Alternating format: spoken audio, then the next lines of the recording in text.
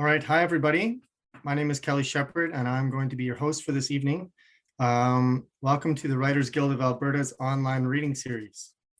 Tonight's reading features Beth Sanders reading from her book, Nest City: How Citizens Serve Cities and Cities Serve Citizens. I'm going to introduce Beth shortly. I'm going to do a little bit of housekeeping first. So this online reading is sponsored by Read Alberta, and this is the statement for them.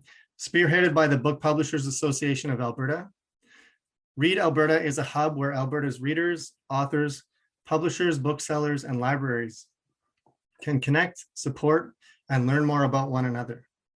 We feature work by Alberta publishers and Alberta authors and illustrators in celebration of the distinct, diverse voices coming out of our own province, amidst a shared backdrop of prairie fields, windswept badlands, boreal forests, rolling foothills, and majestic mountains.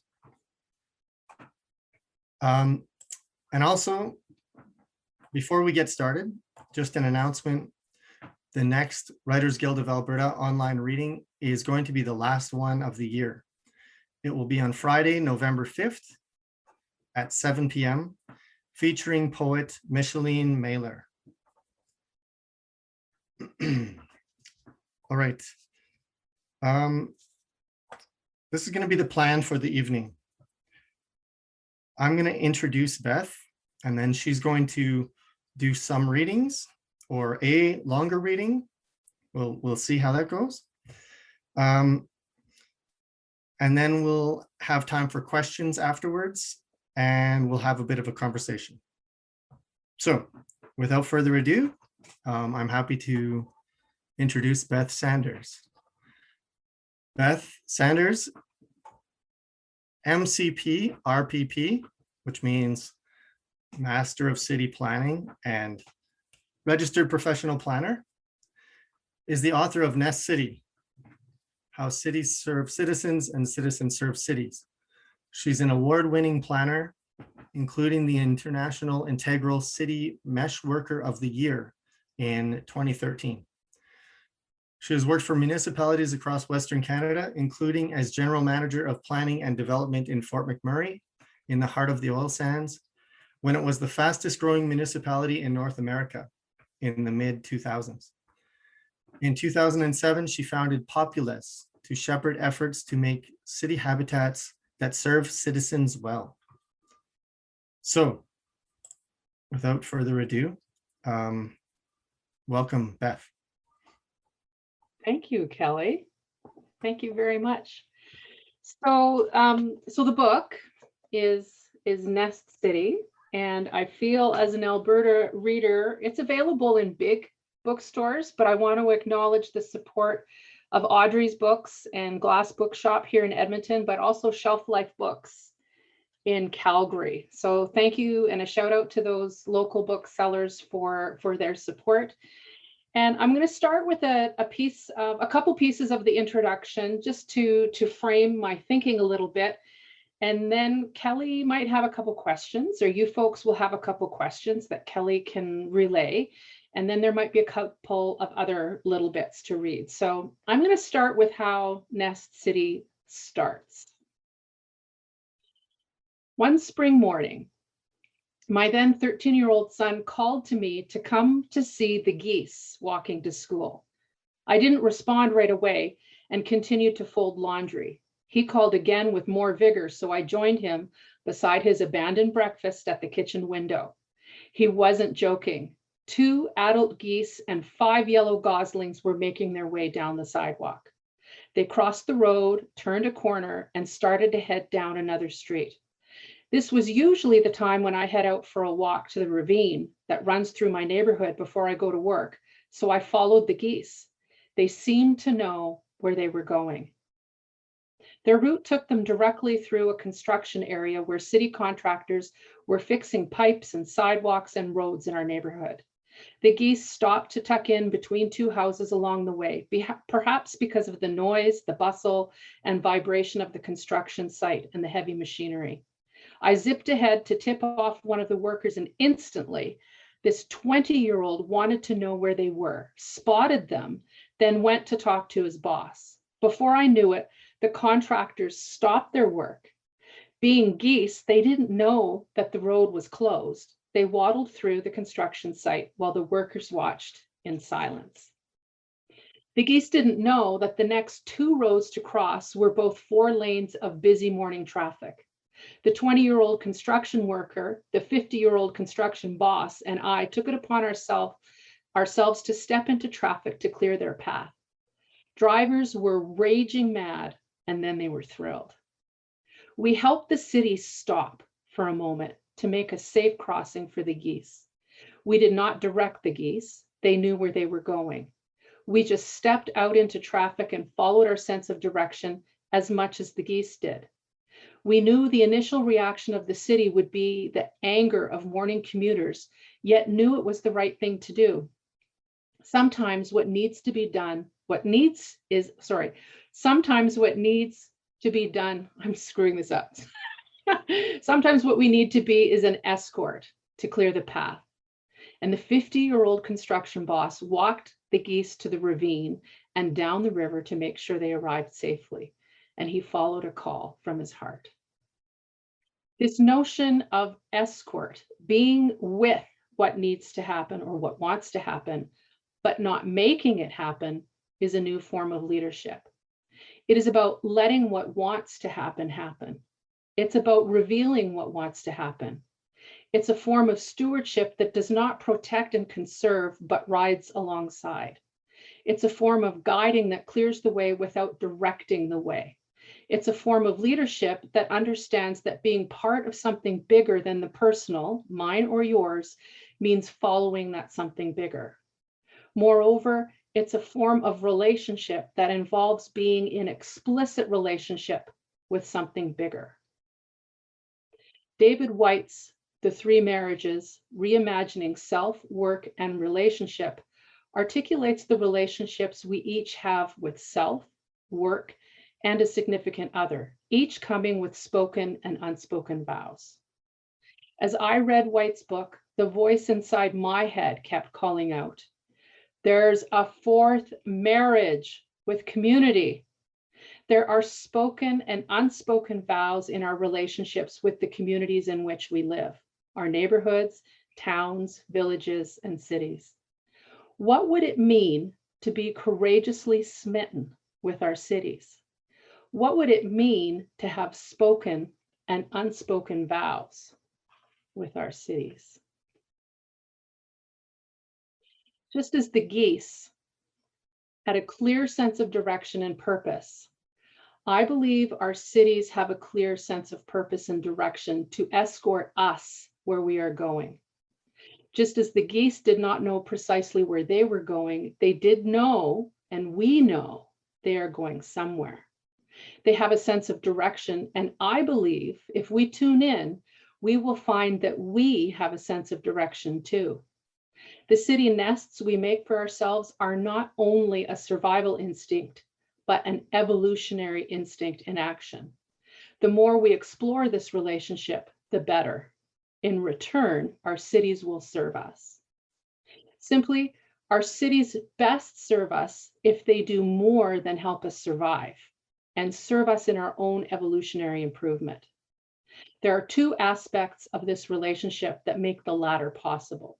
First, if we don't like our cities, it's up to us to get to work to improve them. And second, the cities we make for ourselves will never be complete. Our work will never be finished. We are in a relationship with our cities that is akin to a never-ending quest, which means we will always be asked to improve the city around us, whether we want to or not. So what would happen if the energy we use to fight the city around us was instead redirected to its improvement? What if we considered the things that endlessly frustrate us and make us angry and sad about our cities as an invitation to grow into new possibilities? It's up to us to improve our cities. They aren't made by anybody else. And Kelly, I think I'll pause there. Okay, thank you. I could start with a couple questions right now, if you would like. Sure. And then I've got a couple of other chunks, and if they maybe help answer the question, I can offer those up, and I'm happy to go back and forth and play it by ear. All right. Okay. So one of the first questions I wanted to ask, and because you just read that part about the geese, it brings, birds to mind. So can you talk about the nest metaphor in your book? I know this is a big question because you're saying a lot about nests. How is the city like a nest? Okay, I'm chuckling, Kelly, because I stopped reading, and the top of the next paragraph is the nest as a metaphor for the city. So maybe I'll just read a little bit, because it's right there, and this is a reading, so that works out perfectly. So the nest as a metaphor for the city, and the ideas in this book offer insights at many nested scales. To start, imagine a nest you might make for yourself, a comfortable place where you feel safe. After a while, you might feel like it's time to leave, just as we often have the urge to leave home at 18, or leave our cities to explore the world at any age. A nest is also a place you can come back to as needed for food, rest, and comfort. I invite you to imagine your city as a nest too, a place that can both feel safe and a place from which to leap out into the world to do the work you are called to do. So I'll leave that with you, Kelly, but more fully as a metaphor, part of what I was playing with is most species, they live in a habitat, but they also do something in it to live in it, whether it's, burrowing in for a nest or building a nest in a tree. But as humans, as a species, we also recreate the physical world around us to make a habitat for ourselves. So literally in the city, like, we make houses, we make roads, we design to a degree our cities. Sometimes it feels unplanned, sometimes it is planned. But the city habitat that we've made for ourselves is made by us. At times, I don't necessarily feel like it's made by me, because so much of the city is made by other humans.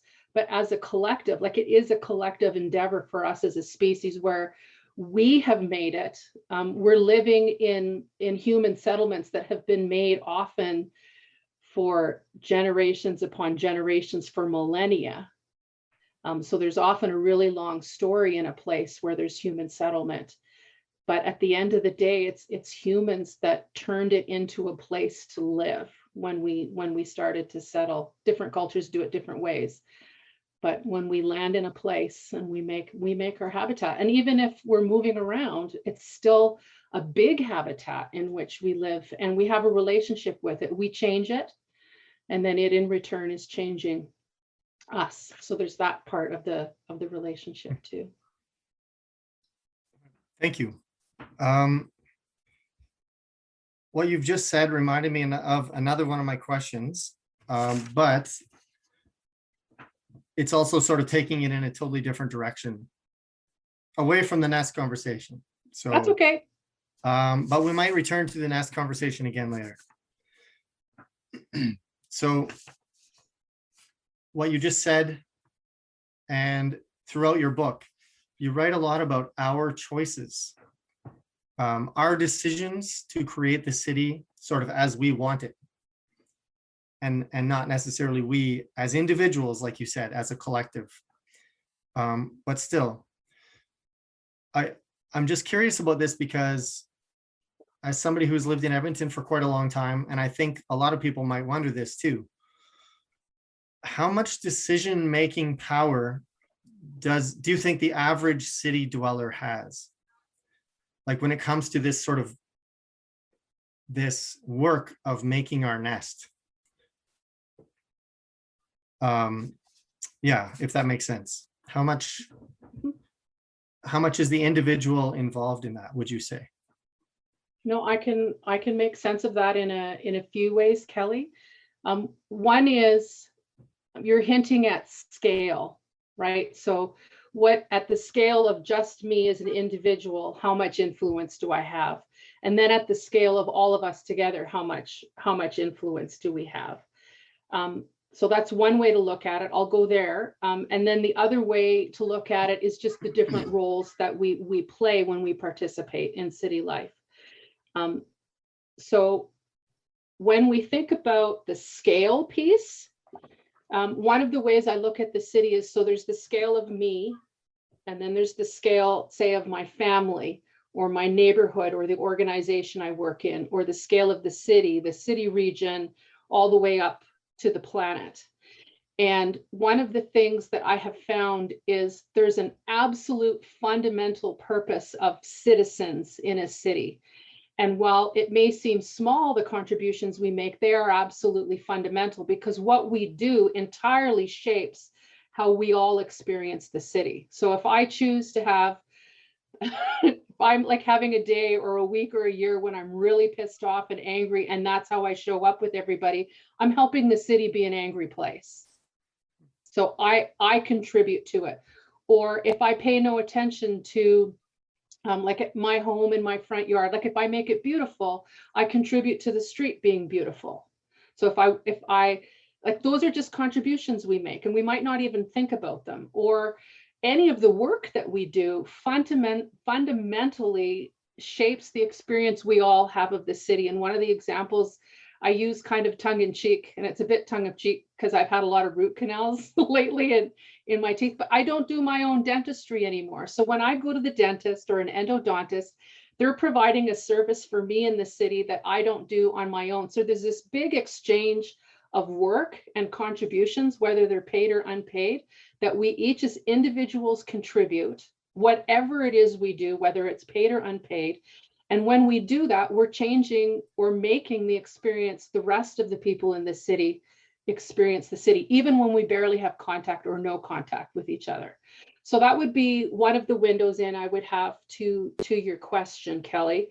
The other is the notion of one of the ideas that I'm playing with is there's 4, and these are very general archetypal perspectives of the city. One of them is the perspective or the role of the citizen. Another would be the role of our public institutions, so like our city hall, our civic government. A third one would be the role of the business community. And the fourth one would be the role of our community organizations, so our civil society, nonprofits, that kind of thing. And one of the lenses I'm looking at in the city is those 4 different perspectives have very different roles. They're typically in conflict with each other, but they're kind of in place to provide different things to us, right? So we've just had a municipal election. So we've just elected the officials at City Hall who are elected officials, and all of city administration works for those folks. So their job in a way is they set the rules that, that we're going to abide by. They're going to allocate our financial resources that we pool in. So they're making those kinds of decisions. The business community does a whole different kind of work. Like they might be physically out there building the city. They might be doing a whole bunch of creative, like innovative stuff. Not that nobody else does, but that's kind of largely what business does in a way, is they invent new things to do. And then we've got our community organizations that might be, one of the ways I look at them is it's like they're the conscience of the city. When we group in community organizations, whether it's a taxpayers association, like a ratepayer association, or it might be a group fighting for climate action, those are the people that group up together to say, hey, everybody else, here's something we're not paying attention to, but we kind of should. Those are 3 very different roles, but they're all legitimate, even though they're often in conflict with each other. And then the fourth one is that citizen. Like, if the city doesn't work for us, then there's work for us to do to make it better. And citizens who are going to tell us if it's not working. And when I say city here, I'm talking about the city habitat we make for ourselves, not the city government. So that's a distinction that I often make. Most often when people say the city, they're thinking City Hall, and I'm thinking about this larger community city thing. I'll stop there, Kelly. Right. Thank you. No, that's great. Thank you. That was a really thorough answer. I have a couple other questions, which again are kind of going off in different directions. So I don't know if you wanted to read more. Well, one of the Or- readings was about the 4 voices. So I think that feels like it's covered off. So why don't, Oh. yeah, go ahead and ask a question. A couple questions about the book itself. Okay. For one thing, who should read Nest City? Who should read it? Who should read it? Well, who is your ideal audience for this book? okay, so the first thing I'm going to say is not necessarily city planners. So I'm a city planner by profession, but I'm a firm believer that the traditional linear way of city planning, I mean, it has its time and place, but it needs to turn into something else. But to turn into something else, we need the active participation in our communities of citizens, those community organizations, the business community, in addition to other people that might be at City Hall or in our school boards, like anybody who's looking after public funds locally. So I've noticed over the last number of years, there's a whole slew of people out there who are paying attention to what happens in their community, and they want to figure out how to do the dance to make things happen. And they're really asking themselves the question, like, there's some sort of contribution here I can make in my work, whether it's paid or unpaid, and I want to do it. So the audience is going to be in part those kind of city geek people or community geek people that are wanting to try new things. In the book, there are some ways of looking at the systems of the city to help those people navigate it a little bit better or understand, oh, that's what's happening when these people are in conflict. It might be different values or they have different perspectives. And then ultimately what I'm inviting is people to lean into, okay, so the city needs improvement. That doesn't mean it's bad. It means it needs improvement. And if I want it to improve, I need to make a contribution, not because someone else says I need to make a contribution, but there's a bit of that inner journey around what is that contribution I'm wanting to make, and then figuring out a way to do it. So that's a really long answer, Kelly. So I'm going to summarize down to those people out there that are just working as hard as they can to make the city better and are looking for some lenses, some tools, some perspectives that help them better understand how to slide into the systems in the city and work with them with ease rather than anxiety. Nice, interesting. Thank you. Also, I learned a new phrase, community geeks. I didn't know about that before, so thank you for that. I know what that means. Like I've recently moved into a new neighborhood, like bought my very first house. And I know various friends who are in sort of the same stage, who like, this is my neighborhood now, not just I'm renting here, but this is now my neighborhood. And this whole other thing that opens up, right? Because there are community leagues and there are, all different things happening that aren't really there for you when you're more transient, like I used to be, for example. Yeah, so that's very interesting. Thank you. You're welcome. I wanted to ask a little bit more about the book itself. Like, for one thing, because this is for the Writers Guild of Alberta, maybe we should talk a little bit about writing. Sure. Because that's always part of a conversation about a book, right? Is not only the content of the book, but what about the creation of the book? So can you talk a little bit about how this book came to be? Maybe about your writing practice? Sure. So when you did the introduction, you mentioned that I was working up in Fort McMurray, and there was a moment in time where my family relocated to Edmonton. So I I worked remotely for a while, and then I just stopped and just did my own thing. And I have my own little consulting company. So that's kind of how that came about. But very early on, I was journaling like crazy. So this is about 14 years ago. I was journaling like crazy, just trying to make sense of things. And then my daughter, who's probably, well, yeah, she would have been 9 at the time, tapped me on the shoulder one day and said, "Mom, are you writing a book?" And I was quick to say, "Nope, I'm just writing to figure out how I think and feel about things." And then 10 minutes later, I realized, oh, I am. And then I'm thinking, like, I've never done this before. I mean, I've written a lot professionally, like writing reports to city council in my former jobs and that kind of thing, but nothing like a book. And I had no idea what I was doing. What's interesting is there's another book coming, and the process is very much the same. So what it was then and appears to be now is I would just, like, almost literally, like, when in that intro bit that I wrote about going for a walk in the morning before I'd sit down to work, I'd go for a walk with my journal, go to the riverbank, sit with my journal, see what was brewing, and usually it would turn into a blog post or something like that. And then I would come back to my desk, turn it into something, publish it, and then I just collected all those things. Or I'd be reading, I was reading a ton, and there'd be things that just catch my eye, but I didn't quite know why. So there was a very old school moment with a big table in my workspace where I printed everything and then kind of sorted and sifted and organized. And I had Post-its and, like, so this is about this, this is about this, this is about this. I love Microsoft Word and Outline. I've been a fan of that for ever and ever and ever and ever. So eventually it became more digital and I could organize, and then it took years before I had anything that resembled an outline. I had so much to do before I even had a table of contents. So but that's what's happening again. And I know now to not fight it.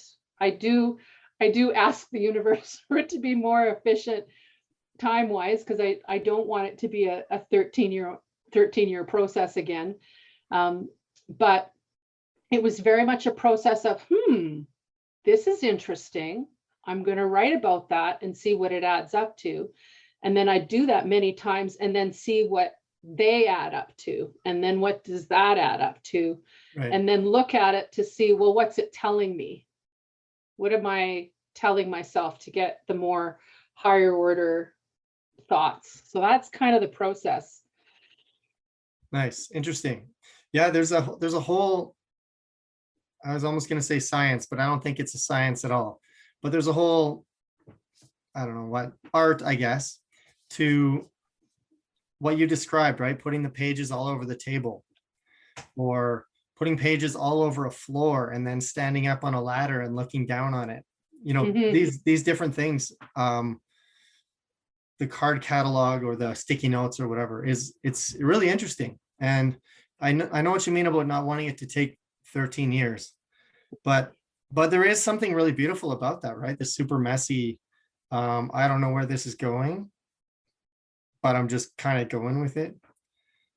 Yeah, like, and there's passages in the book that came, like, directly from the writing process. Like, there's a passage, I want to see, I don't think I can find it right off the top of my head, but it might be near the end. Let me see, because it was so moving when it happened, and it literally was an experience of the city that I had while I was writing, like in the writing process. But it was very, very instructive. 2 seconds. I know this is awful, audience.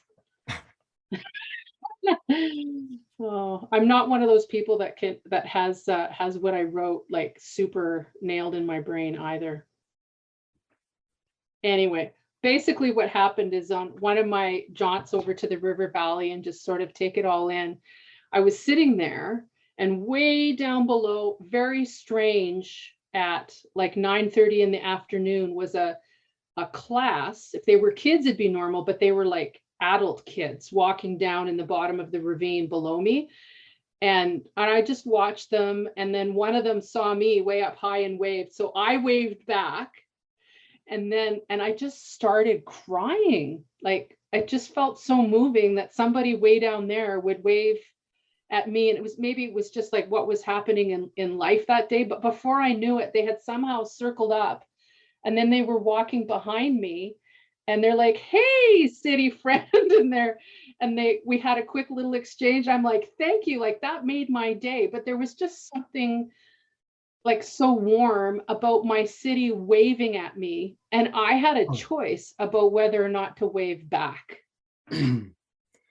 And Wow. there was something really instructive in that around what I was writing at the time about, like, let your city, like somehow we have to let our city find us, which Hmm. means being open to that call to do the work that we're called to do, not from outside forces, but the whatever that thing is inside. That there'll be something in the city that rubs us the wrong way, that is somehow the signal to us that this is mine to do. This is mine to do. And in fact, what I found is, like, the city is just there for us to find those things to do. So then we're improving ourselves and growing ourselves, while at the same time we're changing how well the city works for other people. Because what I do might have an indirect or direct effect on others. I will never know, but it very likely does. And then at the end of the day, what I ended up crystallizing on was that when we do that work, like whether we're doing the work consciously or not, and whether it's feeding us well or not, it is the force that regenerates our cities, because we're the ones who make the city. So it's in our hands to improve it. And the caveat, like I had in the introduction, is also the acceptance that it's never going to be perfect. It's always a never-ending quest, because that's the job the city does for us, not the city hall, but the city community, the city habitat that we make for ourselves.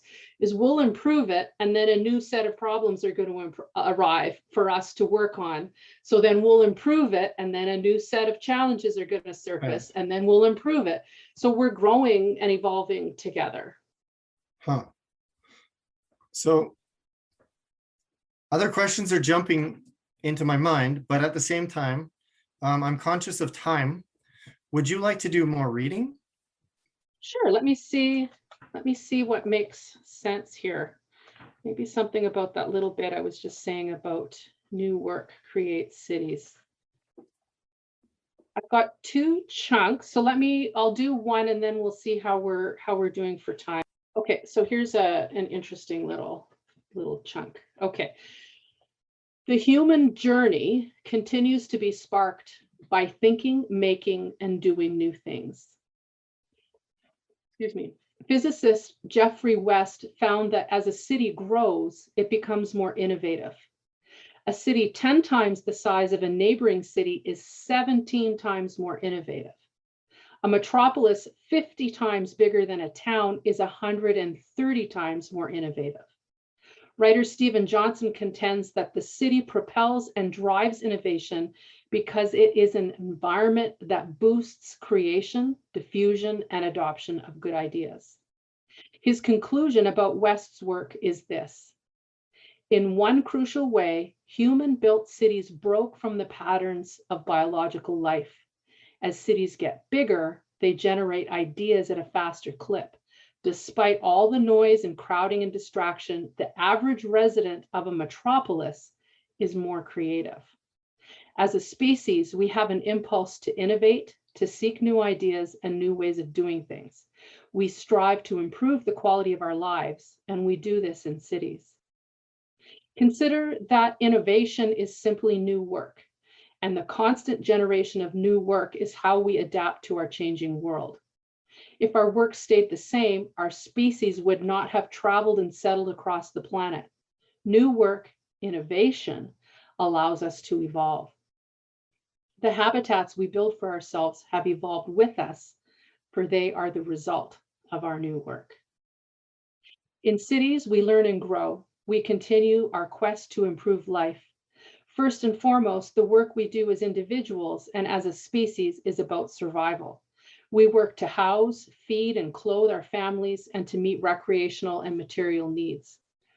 But work, When we generate new ways of thinking, making, and doing offers something larger. Opportunities for self, family, neighborhood, city, nation, and species to adapt to the changing world.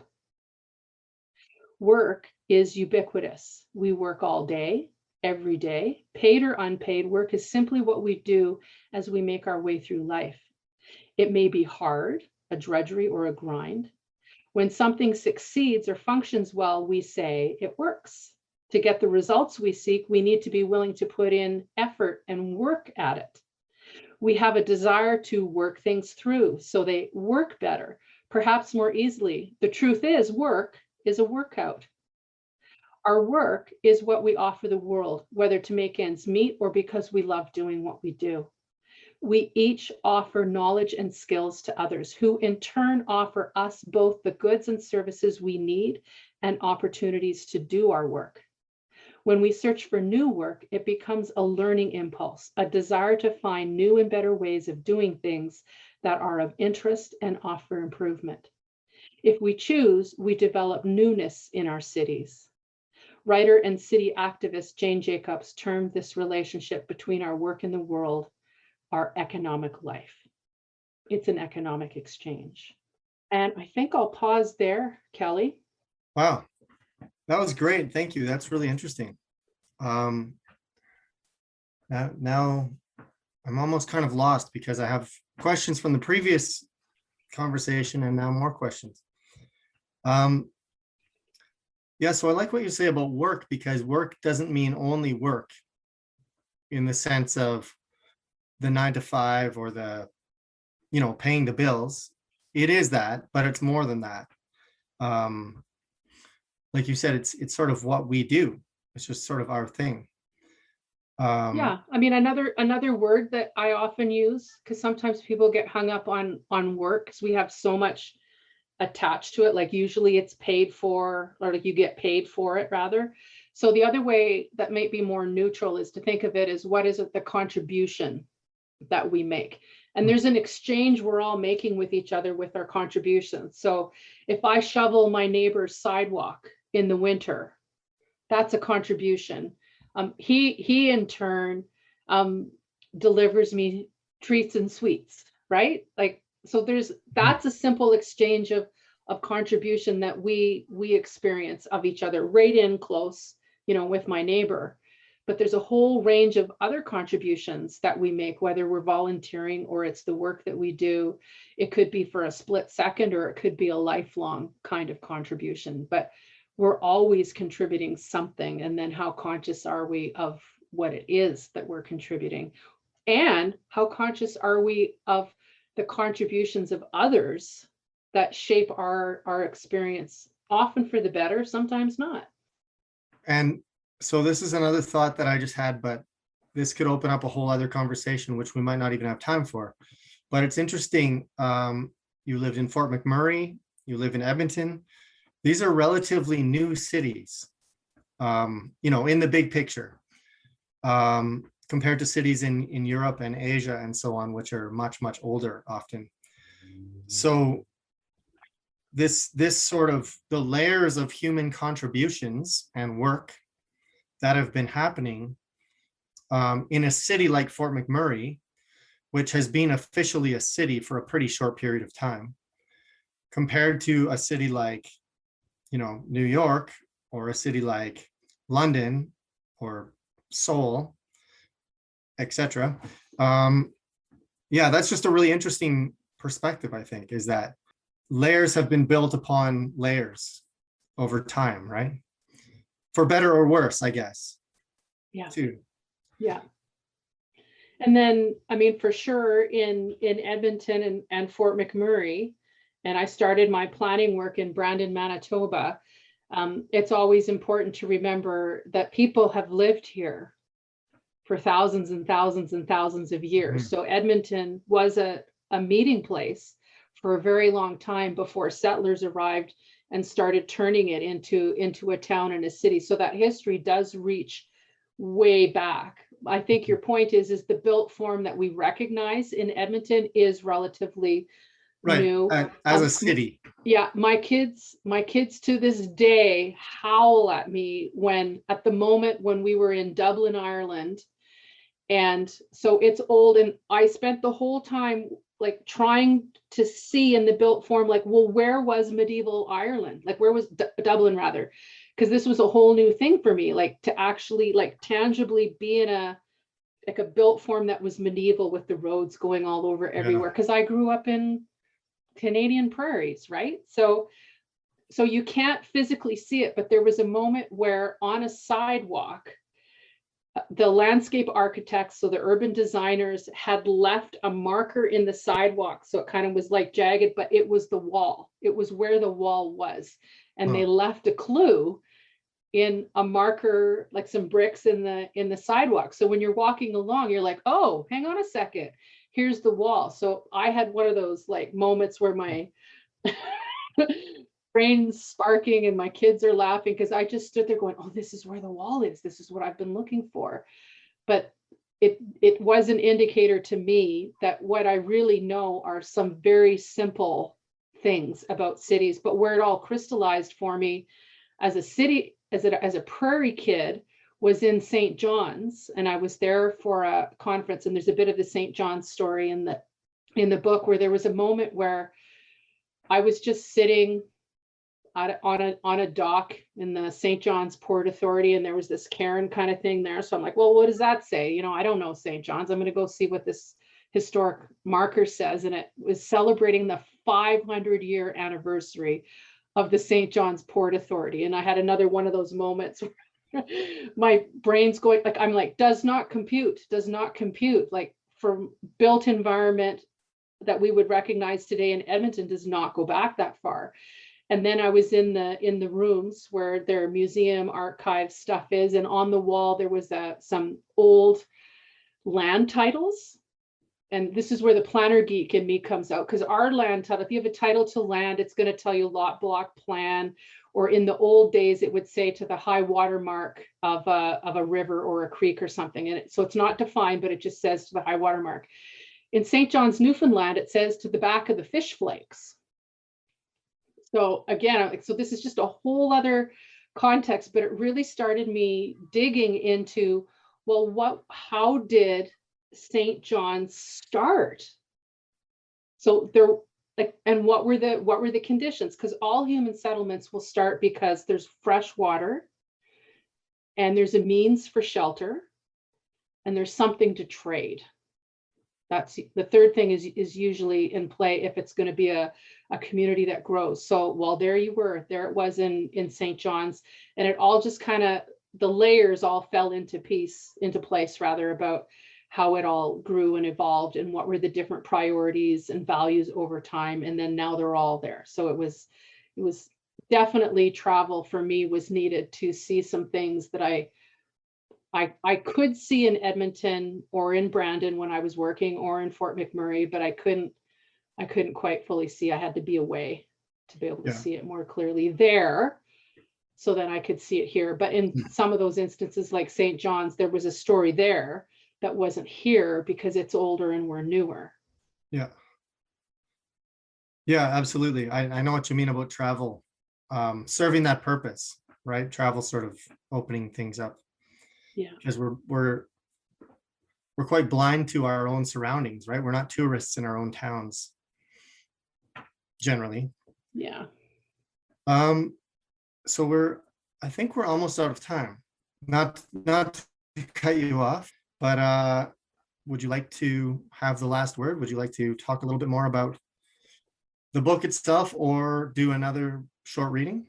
I have a short reading in front of me. It's just like 2.5 paragraphs. So it feels like a good way to close. So here it is. When people ask me what I do, I find myself saying that by profession, I'm a city planner, and as a citizen, I am also a city planner. It turns out that as a volunteer with my neighborhood community league, I'm also a city planner. Even as a small business owner, I'm a city planner. My version of city planning is not just to figure out where the streets and buildings go, or what kind of land use bylaw applies to a neighborhood. To me, city planning captures all of the choices we make as citizens, whether we reside in the city or rural areas, in between, or in the north or other remote areas. We make choices everywhere as elected officials, lawyers, coaches, parents, janitors, children, activists, religious leaders, secretaries, artists, and volunteers. In all walks of life, our choices influence the place we live, economically, socially, and physically, how we shape our cities, and how our cities in turn shape us.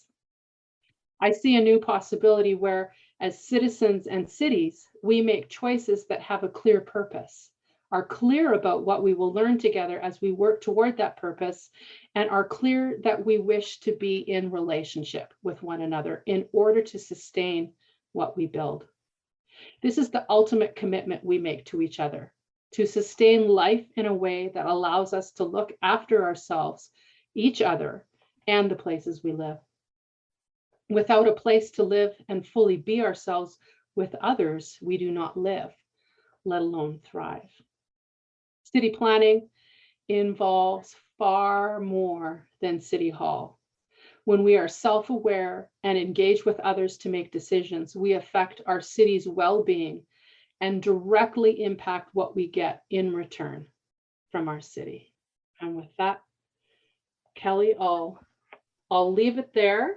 If people want to learn more about the book, there's a whole bunch of other writing I do. I've got a blog series on my website, so that's bethsanders.ca. And there's a little podcast there, some fun experimentation, and people can learn more about what's happening at bethsanders.ca. All right. Thank you very much, Beth. I don't want to stop this conversation. I feel like there's a whole bunch more I want to talk about, but that'll have to wait for a later date. All right. So I guess thanks very much again. Nice meeting you, Beth. Nice meeting you too, Kelly. This was great. I really enjoyed it, and nice to hear more about your book and what you're doing. And yeah, I think I'll say maybe one last, just a reminder what I said at the beginning, that there is another Writers Guild of Alberta reading coming up next month, November 5, featuring the poet Micheline Mailer. With that, I guess we'll wrap this up. Thanks very much, Beth. Thank you.